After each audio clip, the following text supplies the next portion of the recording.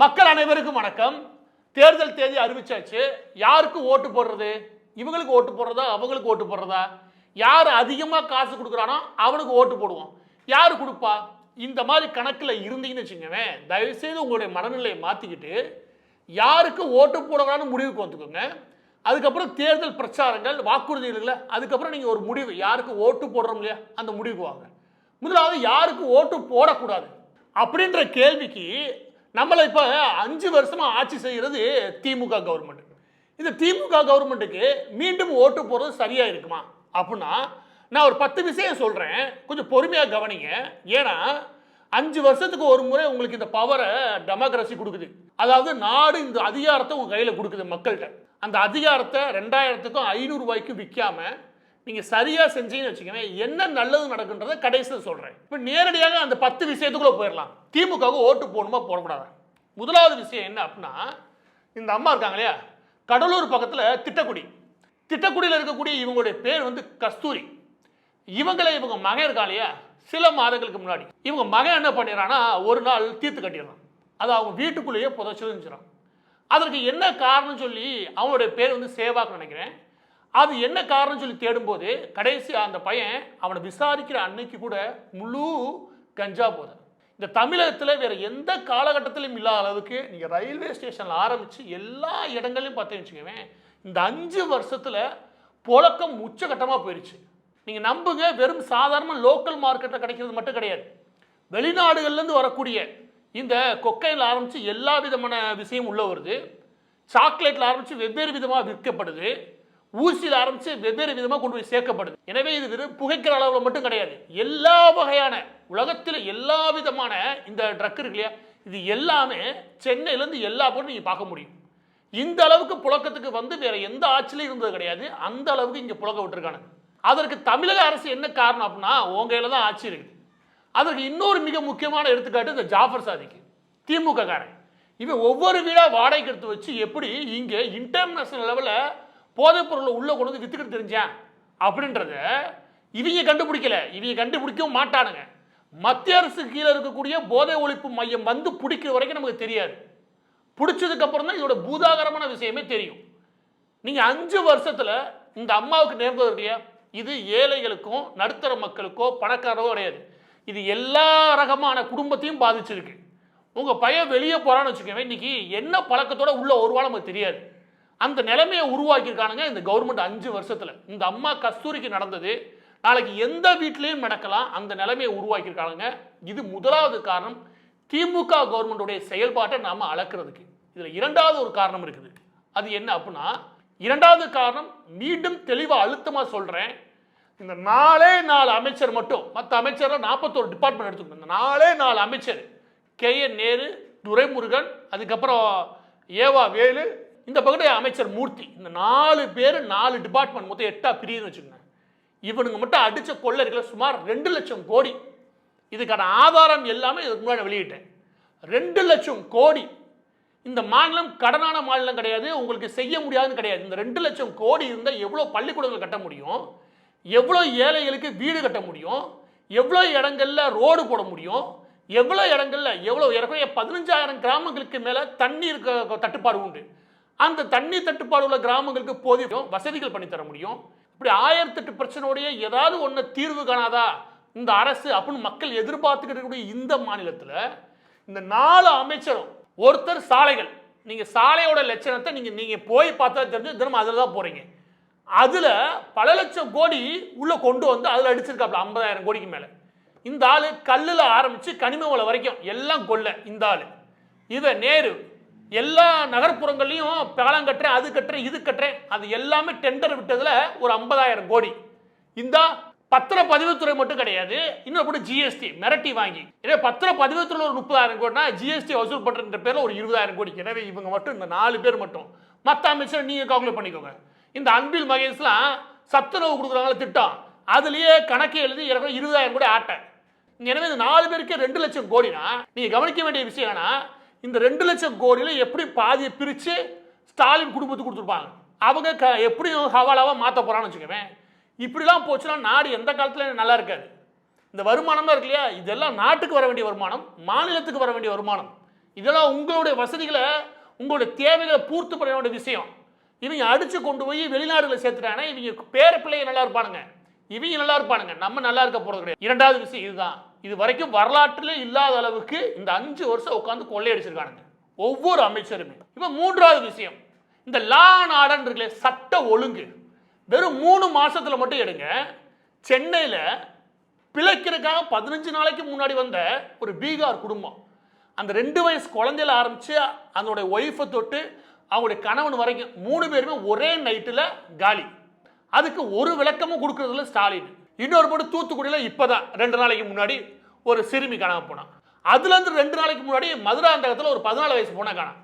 அதுலேருந்து 2 நாளைக்கு முன்னாடி இந்த அறிக்கை திமுக காரன், திமுக இளைஞரணி, இவன் கிருஷ்ணகிரியில் 2.5 வயசு குழந்தை என்ன பெறும், அதுக்கு சில்மிசம் பண்ணான். அதுலேருந்து ஒரு 2 வாரத்துக்கு முன்னாடி கோயம்புத்தூர்ல ஏர்போர்ட் பக்கத்தில் வச்சு கார்ல இருந்த பொண்ணை காதலை அடிச்சு பார்த்துட்டு அந்த பொண்ணை தூக்கிட்டு போய் முடிச்சு விட்டானுங்க. இப்படி இது எல்லாம் ரொம்ப நாள் கிடையாது, 2-3 வாரங்கள் நடந்த விஷயம். சட்ட ஒழுங்கு ஏன் இவ்வளவு மோசமா இருக்கு அப்படின்னா முக்கியமான காரணம் என்ன கேளுங்க, என்னன்னா காவல்துறை இருக்கு இல்லையா, நேரடியாக காவல்துறை மேல மட்டும் போறது இல்லை, அதை செயல்பட விடுறதே இல்லை.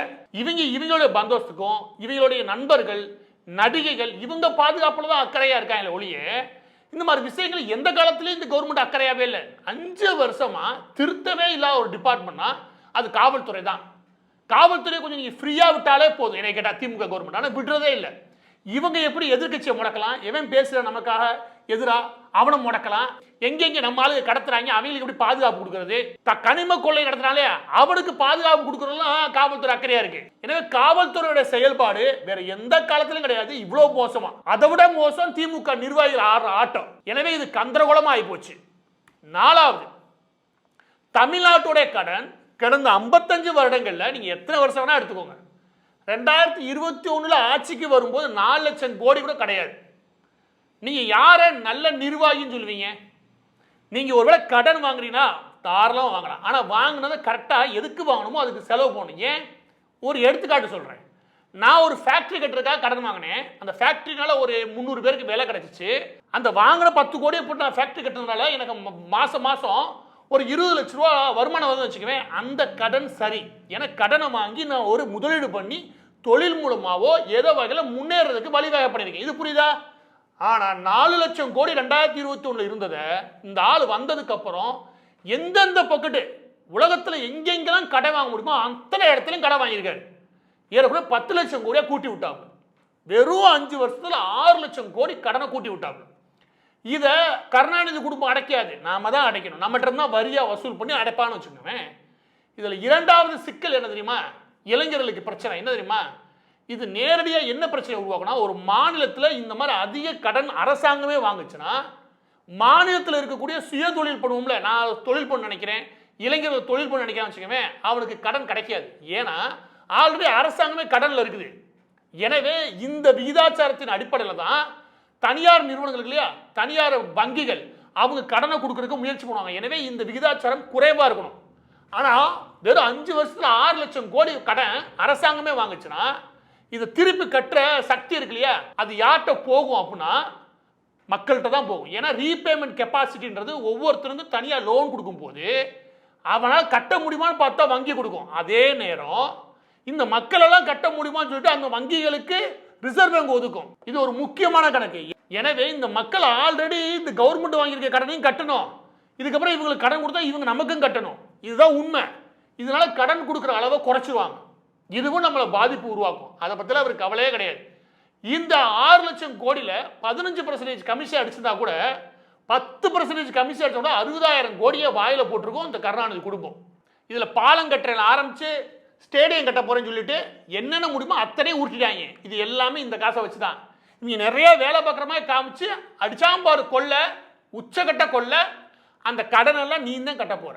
அதற்கு அடுத்து என்ன வாக்குறுதி கொடுத்து வந்த, நீ என்ன சொல்லி வந்த, என்ன செஞ்ச, நீ மற்றதெல்லாம் விட்டுரு. மின் கட்டணத்தை ஒவ்வொரு மாதமும் வசூல் பண்றேன்னு சொன்ன.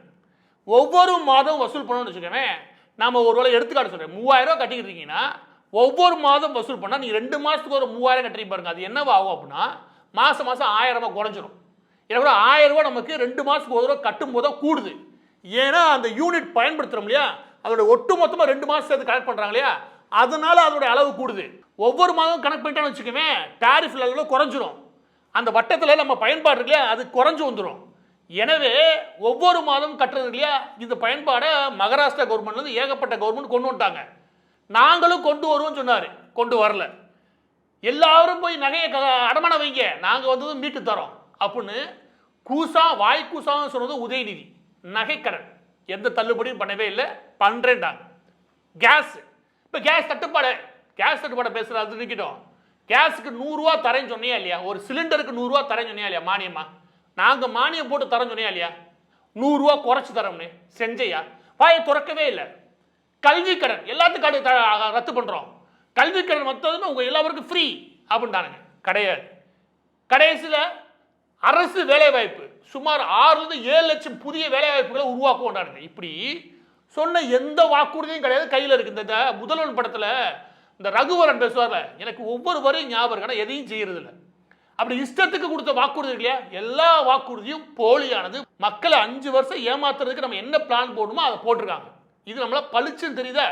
எனவே சொன்னதையும் செய்யலை. இப்போ இதில் 6வது என்ன அப்படின்னா, இந்த அரசாங்கத்தை எதிர்த்து சட்ட ஒழுங்கு பிரச்சனைகள் ஆரம்பித்து எல்லா வகையான பிரச்சனைகளையும் ஒவ்வொரு முறை எழுப்பும் போதும், ஆனால் அதுக்கு முன்னிருந்த 5 வருஷம் ஆட்சி மாதிரி எழுப்பப்படுறது இல்லை. அதுக்கு ஒரே காரணம், செய்தி நிறுவனங்கள் எல்லா பேத்துக்குமே, நான் செய்தி நிறுவனம் சொல்ல மாட்டேன், ஒவ்வொரு செய்தி நிறுவனத்திலும் இருக்கக்கூடிய செய்தியாளர்கள் இருக்காங்க, அவங்க எல்லா பேருக்குமே காசு போகுது. அவங்க எல்லா பேருமே திமுக கவர்மெண்ட்டுக்கு எந்த கெட்ட பேரும் வராத அளவுக்கு பவ்யமாக நடந்துக்கிறாங்க. அதுக்கு மிக முக்கியம் ஸ்டாலின் அவருடைய மருமகன் கவனிக்கிறாரு. தலைமை தாங்கி நடத்துறது சன் நியூஸோடைய தலைமை பொறுப்பில் குணா. இவங்க தான் உட்காந்துட்டு ஒட்டு மொத்தமாக எல்லாத்தையும் ஒரு கிளப்பு மாதிரி ஆக்கி அதையும் திமுக அவருடைய இன்னொரு அணி மாதிரி ஆக்கிட்டாருங்க. அதனால் நாட்டில் எந்த பிரச்சனை நடந்தாலும் சரி இவங்க விவாதத்துக்கு போகவே இல்லை. இவங்க 5 வருஷமா திமுக கவர்மெண்ட்டுக்கு எப்படி கெட்ட பேர் வராமல் இருக்கிறது அதுக்கு தான் முயற்சி பண்ணானுங்க. அதுக்கு மிகச்சிறந்த எடுத்துக்காட்டு என்ன தெரியுமா, பீகார் குடும்பம் ஒரு நைட்டில் முழுவதுமாக அழிஞ்சு போயிருச்சு சென்னையில். அது சிட்டியோட நடுவில் அது நடக்குது. ஆனால் இது எல்லாருக்குமே தெரியும், அது எனக்கும் தெரியும், ஏன்னா எங்களுக்கு தகவல் வந்துருச்சு. நாங்கள் ட்விட் போட்டதுக்கு அப்புறம் 1 மணி நேரத்துக்கு அப்புறம் ஃப்ளாஷ் பண்ணுறானுங்க. ஏன்டா அதுக்கு முன்னாடி உங்களுக்கு செய்தி வந்துருச்சுன்ற எனக்கே தெரியும்.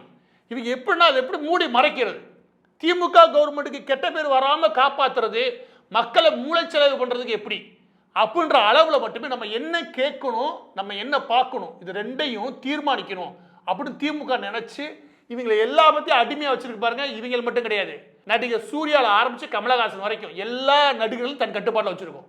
ஏன்னா நமக்கு என்ன கேட்கணும், நம்ம என்ன பார்க்கணுன்ற விஷயத்தை தீர்மானிக்கணும், மக்களை முழு கட்டுப்பாட்டில் வைக்க நினைக்கிறா பாருங்க. இவங்களுக்கு எதிராக நம்ம நிற்கணும். செய்தி நிறுவனத்தான் நான் கிடையாது, நாங்கள் சுயமாக யோசிப்போம். இவங்களுக்காகவே இவங்களை எதிர்த்து நிற்கணும். நான் சொல்ற புரிஞ்சுதான், இவங்களை எதிர்த்து நின்றாதான் செய்தி நிறுவனங்களுக்கு பலமே கிடையாது, மக்கள் பலம் தான் பலம். அதை நம்ம நிரூபிக்கணும்னா இந்த முறை திமுக தோல்வியடைய செஞ்சே ஆகணும். அப்பதான் இவங்க திருந்துவாங்க. இல்லைன்னு வச்சுக்கோ, நம்ம சொல்றதா மக்கள் கேட்பாங்க அப்படின்ற தலக்கணம் பிடிச்சி போய் செய்தி நிறுவனங்கள் ஆடுது. அடுத்து 7வது என்ன அப்படின்னா, திருப்பரங்குன்றம் இருக்கு இல்லையா, மதுரை திருப்பரங்குன்றம், அது முக்கியமான கிடையாது. ஏன்னா அது அந்த பகுதி மக்களோட பிரச்சனை வச்சுக்குவேன். ஆனால் அதெல்லாம் மட்டும் சொல்ல வரல. ஆனால் இந்த கவர்மெண்ட் எப்படிப்பட்டதுன்னு சொல்கிறேன், மதசார்பற்ற கவர்மெண்ட். இது மதசார்பற்ற கவர்மெண்ட் கிடையாது. இந்து மதத்துக்கு எதிராக எப்படி கிறிஸ்தவ இஸ்லாமியங்களோட ஓட்டை தன் பக்கம் திருப்பலாம்னு நினைக்கிற கவர்மெண்ட். திருப்பரங்குன்ற விவகாரம் ஒரு எடுத்துக்காட்டு. அதனுடைய கல்தூள்ல கார்த்திகை தீபத்தை கார்த்திகை மாதத்தில் கார்த்திகை அன்னைக்கு ஏற்ற போகிறாங்க, ஒரு 4 நாள். அது ஒரு 10 பேர் போய் ஏற்றி வைக்க போகிறாங்க. இது ஒன்றும் அவ்வளோ பெரிய பிரச்சனை கிடையாது. இது புரிஞ்சுக்கிற முடியாத அளவுக்கு இஸ்லாமிய சகோதரர்களுக்கு சக்தி இல்லாமே கிடையாது. அவங்களும் ஒத்துருப்பாங்க, இவங்களும் போயிருப்பாங்க. ஆனால் இந்த கவர்மெண்ட் உள்ளே போய் நீதிமன்றமே சொன்னால் நான் ஏற்ற விட மாட்டேன் பாருங்கடா அப்படின்னு சொல்லி தடுத்து அதை மதம் மோதல் மாதிரி ஆக்கி விட்டு அதில் குளிர்காய நடக்குது பார்த்தீங்களா. இதுதான் உண்மையிலேயே மத நல்லிணக்கத்தை கெடுக்கிற வேலை. நீ அதை அனுமதிச்சுக்க முடியும், ஆனால் அனுமதிச்சா நம்ம அரசியல் போயிடும் அப்படின்னு சொல்லிட்டு பாருங்க, நான் தடுத்து இஸ்லாமியர்களை காப்பாற்றிருக்கேன் அப்படின்னு சொல்லி இஸ்லாமியரோட ஓட்டு இல்லையா, அதுக்காக இவ்வளோ வேலை பார்க்குறாங்கன்னா, இன்னொரு பக்கத்து ஆட்சிக்கு வந்ததுமே சிஎஸ்ஐ நடத்தக்கூடிய ஒரு ஃபங்க்ஷனில் போய் இது கிறிஸ்தவர்களுக்கான ஆட்சி, இது கிறிஸ்தவர்களால் ஆன ஆட்சி அப்படின்னு ஸ்டாலின் பெருமையாக சொல்லும் போது சரி, அப்போல்லாம் மத அரசியலாக தெரியல. கிறிஸ்தவர்களாக எங்களுக்கு ஓட்டு போடுங்க, இஸ்லாமியர்லாம் எங்களுக்கு ஓட்டு போடுங்கன்னு சொல்லும்போது மத அரசியலாக தெரியல. ஆனா இந்துக்கள்ல மட்டும் இவங்க தீபாவளி வாழ்த்து கூட சொல்ல மாட்டார். எம்.கே. ஸ்டாலின் தீபாவளி வாழ்த்து கூட சொல்ல மாட்டார்னா இது என்ன மாதிரி புத்தி? அதுல ஆரம்பிச்சு திருப்பரங்குன்ற விவகாரம் வரைக்கும் எப்படி இவங்களுக்கு எதிராக நின்று மற்ற சிறுபான்மை மக்கள்களை இவங்க ஒற்றுமையாக இருந்து ஓட்டு போடுறாங்க, இன்னும் இவங்க ஓட்டு நம்ம எப்படி வாங்குறது? இந்த புத்தி தான் மத நல்லிணக்கத்தை கெடுக்கும். அதை ஒன்னா நம்பரா செய்யற கட்சி திமுக. அதுக்கப்புறம் 8வது என்ன பாயிண்ட் அப்படின்னா, ஒரு நாடு மக்களுக்கான சக்தி அந்த அதிகாரத்தை மக்கள்கிட்ட கொடுத்துட்டாங்க, டெமோக்ரஸி வந்துருச்சு. அப்படி வந்துருச்சுன்னு வச்சுக்கவே, குடிமக்கள் எல்லாம் சேர்ந்து நமக்கான ஆட்சி தலைவர் யாரா இருப்பா அப்படின்னு சொல்லி ஓட்டு போட்டு தேர்வு செய்யறாங்க. இது எதனால உருவாக்குறோம் அப்படின்னா மன்னராட்சியை ஒழிச்சுட்டு. ஆனா திமுக அண்ணான்னு ஒரு நபர்கள் 2 வருஷம் தான் ஆட்சியில் இருந்த அவர் அனுப்பி விட்டுட்டு இறந்து போனதுக்கு அப்புறம் கருணாநிதி குடும்பம் வந்துச்சுல, அதுக்கப்புறம் அந்த திமுக கருணாநிதி குடும்பத்து சொத்து, அது ஒரு கம்பெனி மாதிரி ஆகிட்டாங்க. இப்போ எப்படி இருக்கு அப்படின்னா, கருணாநிதி உழைக்கல நான் சொல்லவே மாட்டேன், எம்.கே. ஸ்டாலின் உழைக்கலும் கூட நான் சொல்ல மாட்டேன். 2 பேருக்கு உழைக்க தகுதி விடுன்னு வச்சுக்கோவேன். உதயநிதிக்கு என்ன தகுதி? அதுக்கு அடுத்து இந்த திமுக காரன் என்ன பண்றேன், இன்பநிதி யாரு உதயநிதியுடைய மகன் இருக்கல, அவனுக்கு செலாம் அடிச்சிருக்கானுங்க. டவுசர் துவச்சு போட சொல்ல துவச்சு போடுவானுங்க, அந்த அளவுக்கு வந்துட்டானுங்க. அப்போ இது ஒரு மன்னர் குடும்பமாக ஆக்கி விட்டானுங்க. இது டெமோக்ரஸி கிடையாது. இதனால எந்த நல்லதும் நடக்காத நாட்டில் நான் தோப்பிச்சுக்கோங்க. திரும்ப நீங்கள் ஒரு அரச குடும்பத்தை உருவாக்குறீங்க. அந்த அரச குடும்பம் என்ன பண்ணும், ஒவ்வொரு மாவட்டத்திலும் தனக்கான சிறு குறு மன்னர்களுக்கான அவன் வச்சு ஆட்சி பண்ணும். ஒரு மன்னன் குறுநில மன்னர்களை வச்சு ஆட்சி பண்ணுவான். ஒரு மன்னர் குடும்பம் குறுநில மன்னர்கள். ஐ பெரியசாமி மகன் செந்தில், அந்த பக்கத்து பழனி பக்கத்து, இந்த பக்கத்து திருச்சி பக்கத்து கே.என். நேரு மகன், அது பக்கத்து வேலூர் பக்கத்து துரைமுருகன் மகன், இந்த பக்கத்து எது மன்னார்குடி ஏரியா பக்கத்து யார் டி.ஆர். பாலு மகன், இந்த பக்கத்து எது பொன்முடி விழுப்புரம் பக்கத்து பொன்முடி மகன். இப்படி தமிழ்நாடு முழுவதும் இவங்க எப்படி உருவாக்கி வச்சிருக்காங்க அதே மாதிரி உருவாக்கிட்டாங்க. இந்த கட்சியில எவனும் வேற யாரும் வரப்போறது கிடையாது. இந்த கட்சியில அடுத்தடுத்து அவன் பிள்ளை பேர பிள்ளைன்னு வந்து ஒரு கட்சியவே அப்படியே ஒரு அரச குடும்பம் மாற்றி விட்டானுங்க. இது அம்பேத்கர் அவர்கள் சொல்லக்கூடிய வார்த்தையவே அப்படியே சொல்றேன். எந்த ஒரு கட்சி தனக்குள்ளேயே டெமோக்ரஸி இல்லையோ, இங்கே அடிமட்டத்தில் இருக்க ஒருத்தனால உயரத்துக்கு வர முடியாது அப்படின்ற நிலைமையை ஒரு கட்சி உருவாக்குதோ அந்த கட்சி அழிக்கப்பட வேண்டியது. ஏன்னா அது டெமோக்ரஸிக்கு ஏற்றது கிடையாது. அது அந்த நாட்டுடைய மக்களுக்கான உரிமையை மீட்க எந்த வேலையும் பார்க்காது. இந்த அதிகாரத்தை தக்க வச்சுக்கிறதுலாம் இருக்கும். நீங்க நம்புங்க, எந்த சக்தி கொடுத்தாவது உதயநிதி மகன் இன்பநிதி இருக்கார் இல்லையா, அவனை அடுத்து கொண்டு வரதுக்கும் உதயநிதி முதலமைச்சராக கொண்டு வரதுக்கான வேலை தான் நடக்கும். அதுக்கப்புறம் இவங்க செய்ய ஆரம்பிச்சிருவாங்க. இதனால ஒரு நல்லது எந்த நாட்டிலையும் நடக்காது. இவங்கள்ட்ட வாங்கி சாப்பிட்டு வாழ்றாங்க பாருங்க, அவங்களுக்கு தான் நல்லது நடக்குமே தவிர நமக்கு எந்த நல்லதும் நடக்காது, எதிர்த்து கேட்கவும் முடியாது. இந்த மாதிரி கட்சிலாம் அழிஞ்சே போறது எனக்கு நல்லது. 9வது மிக முக்கியமானது, இருக்கிறதுல பெரிய சீரியஸான பிரச்சனை உதயநிதி தான். உதயநிதி இந்த கவர்மெண்ட்டை பொறுத்த வரைக்கும் நீங்க யாருக்கு மரியாதை இருக்குன்னு கேட்டீங்கன்னா நயன்தாராவுக்கு வேணா மரியாதை இருக்கும். இந்த மாதிரி நடிகைகளை சொல்றேன். இந்த நயன்தாராலாம் ஓஎம்ஆர் நினைக்கிறேன் ஈஸியாரு, அதுல ஒரு பெரிய நிலத்தை வாங்கி போட்டுச்சு. நயன்தாரோட புருஷன் ஒருத்தர் இருக்கான், அவனுக்கு டெண்டர் கிடைக்குது. அவளை இந்த வாட்சில் வாழ்ந்தான்னு வச்சுக்கவே. இப்படி நடிகைகள் இருக்காங்களே, அவங்களோட ரெஃபரன்ஸ்ல மட்டும் சென்னை முழுவதும் ஒரு பெரும் கூட்டமே நடக்குது. எனக்கு இது எப்படி தோணுது அப்படின்னா, அந்த காலகட்டத்தில் பிம்புன்னு சொல்லுவானுங்க இங்கிலீஷில், நீங்கள் வேணா தேடிக்கோங்க, எனக்கு அருவருப்பான வார்த்தை. அந்த மாதிரி எதை வேணா சப்ளை பண்ணி ஆட்சியாளர் இருக்காங்களே அவங்களை குளிர்விக்கிறதுக்கு அந்த காலத்தை முயற்சி பண்ணுவானுங்க. அவங்க தான் பவர்ஃபுல்லாக இருப்பானுங்க. அதுக்கு எந்த விதத்திலும் குறைச்சல் இல்லாமல் இப்போ சென்னைக்குள்ளே பார்த்தீங்கன்னா உதயநிதி நண்பர்களை குளிர்விக்கிறதுக்கு ஒரு கும்பலே செய்கிறானுங்க. இந்த ரத்தீஸ் விவகாரம் வந்தப்போ நீ பார்த்துருப்பீங்க, இவங்க எல்லா பேருக்கும் அரசியல் சம்பந்தமே கிடையாது, திமுகவுக்குமே சம்பந்தம் கிடையாது. ஆனால் எல்லா பேரும் நல்ல சப்ளை வேலை பார்த்து இன்னைக்கு சென்னைக்குள்ள அவ்வளோ பவர்ஃபுல்லாக இருக்கானுங்க. அதுக்கு ஒரே காரணம் உதயநிதி. இந்த உதயநிதியோட நண்பர்கள் வட்டம், நடிகைகள் வட்டம் இல்லையா, இதனால எந்த நல்லதும் நடக்க போறதோ நாசமாக போகும் தமிழ்நாடு. இன்னைக்கு நிலைமைக்கு தமிழ்நாட்டில் நயன்தாராவுக்கு நிகரான பவர்ஃபுல்லாக யாருமே கிடையாது. அந்த நிலைமையை உருவாக்கியிருக்காங்க. இதை விட ஒரு வெக்கக்கேடான விஷயம் எதுவுமே கிடையாது. எனவே இதுக்காகவே நீ ஓட்டு போடக்கூடாது. இவங்களுக்கு இதுக்கப்புறம் அடுத்த 5 வருஷம் வந்து வச்சுக்கவே, நம்ம யார் யாரை பார்க்கணுமோ. 10வது விஷயம், இதை மட்டும் கொஞ்சம் உள்வாங்குங்க. அது என்ன அப்படின்னா, இது அரசியல் கருத்து கூட கிடையாது. அது என்ன அப்படின்னா, ஒவ்வொரு குடும்பத்திலும் இருக்கக்கூடிய அம்மா அப்பா எதற்காக உழைக்கிறாங்க அப்படின்னா, தங்களுடைய குழந்தைகள் நம்மளை விட ஒரு நல்ல வாழ்க்கை வாழணும் அப்படின்னு. அதுக்கு நீங்க படிக்க வைக்கிறீங்க, கடனை வாங்கியாவது படிக்க வைக்கிறீங்க, அந்த குழந்தைகளுக்கு நல்ல கல்வி கொடுக்குறீங்க, ஆரோக்கியமா வளர்க்குறீங்க. இதெல்லாம் நான் மறுக்க மாட்டேன். ஆனால் அந்த குழந்தைகளுக்கு அந்த மண்ணில் எதிர்காலம் நல்லா இருக்கணும்னா வச்சுக்கோங்க, உங்கள் மண்டையில் நல்லா ஏற்றிக்கோங்க. அவனுக்கு ஆப்பர்ச்சுனிட்டி, இந்த வார்த்தை வாய்ப்பு இருக்கு இல்லையா, அது சமமாக கிடைக்கணும். அவனுக்குன்னு ஒரு வாய்ப்பை அந்த அரசாங்கம் தட்டி விடக்கூடாது, எந்த அதிகாரமும் தட்டி விடக்கூடாது. அவனுக்கான வாய்ப்பு நிகராக இருக்கணும். அந்த வாய்ப்பு நிகராக எல்லாரும் சமமாக இருந்தால் ஒழிய குழந்தைகள் முன்னேறக்கான மண்ணாக அது இருக்கும். இல்லாட்டி என்ன நீங்கள் படித்தாலும் சரி, இங்கே எவ்வளோ பெரிய ஆளாக இருந்தாலும் சரி, நீங்கள் முன்னேறவே முடியாது. ஆனால் அந்த நிலைமையை நீதிமன்றங்களை ஆரம்பித்து, காவல்துறையை தொட்டு, பள்ளிக்கூடங்களை ஆரம்பித்து, தனியாக இருக்கக்கூடிய ஃபேக்ட்ரி வரைக்கும் எல்லா இடங்களையும் அரசியலை உள்ளே கொண்டு போய் திமுக தீவிரமாக பண்ணுது. இதனால் வாய்ப்புகள் உருவாகாது, இந்த வாய்ப்புகள் முழுமையாக தட்டி பறிக்கப்படுது. ஏன்னா இவங்க ஒரு 50-60 வருஷமாக இருந்துட்டாங்க, இந்த பவர்ஃபுல்லாக காட்டுறாங்க. இதற்காகவே திமுக கவர்மெண்ட் வரவே கூடாது. ஏன்னா இந்த வாய்ப்பு இருக்கு இல்லையா, அது எல்லா பேருக்கும் நிகராக கிடைக்கல. நீங்கள் போய் டெண்டர் கேட்டால் கிடைக்குன்னு நினைக்கிறீங்க? ஒரு 10 கோடி ரூபா டெண்டர், உங்கள் மைண்ட் இன்ஜினியரிங் காலேஜ் முடிச்சிருக்கான், உனக்கு நல்ல எக்ஸ்பீரியன்ஸ், ஒரு 10 வருஷம் எக்ஸ்பீரியன்ஸ் இருக்குது, போய் டெண்டர் கேட்டான்னு வச்சுக்கோங்க, கிடைச்சுன்னு நினைக்கிறீங்க? வாய்ப்பே கிடையாது. இல்லை வேற ஏதாவது வாய்ப்பு கிடைக்குன்னு நினைக்கிறீங்க? அரசாங்கம் பக்கத்தில் இருக்க முடியாது. ஆனால் நயன்தாரா நினைச்சா வாங்க முடியும். இந்த நிலைமையை உருவாக்கியிருக்காங்க. சிம்பிளாக புரியுமா சொல்கிறேன். இதுக்காகவே திமுக அழியும். எனவே பதிவோட இறுதியாக ஏப்ரல் 23 அன்னைக்கு உங்களுடைய மிக முக்கியமான கடமை, உங்களுக்குன்னு அதிகாரம் கொடுக்கப்பட்டிருக்கு.